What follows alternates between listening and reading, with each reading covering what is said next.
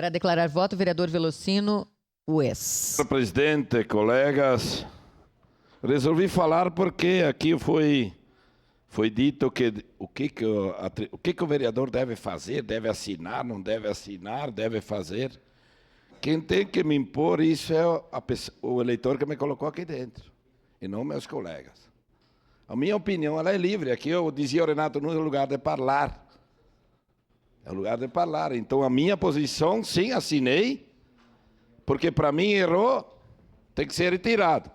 Quando se ouve aqui que pode ter represália contra o município de Caxias, nós não estamos pedindo a moção ali em cima que estão falando, não é do todo lá do STJ, é de um membro. Errou, tem que ser retirado.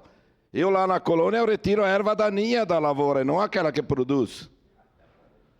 Eu faço isso. E se isso acontecesse, que tem represália, aí sim, em que mundo vivemos? Aí me parece uma vingança contra o município.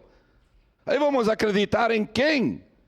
Quando as pessoas me perguntam, principalmente no interior, que nós temos com muito orgulho menos estudo, porque nós ficamos lá produzir alimentos, por que o ministro manda mais que o presidente? Eu não tenho resposta.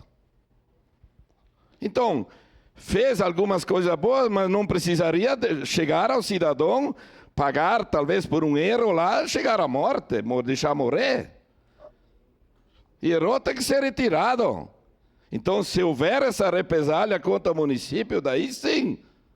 Nós não estamos pedindo que retire todos, lá o município quer pagar.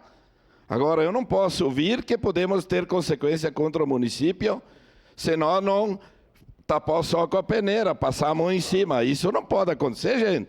Que país vivemos? Qual é a responsabilidade de cada um lá no seu voto? Então, eu assinei, assinaria. Errou, tem que retirar a erva daninha. Para mim, presidente tem que ser autoridade maior. Para mim, eu não via na Constituição onde que está escrito que manda mais que o presidente. Então, eu votei na moção a favor, sim, vou votar a favor, assinei, errou, tem que pagar. É isso.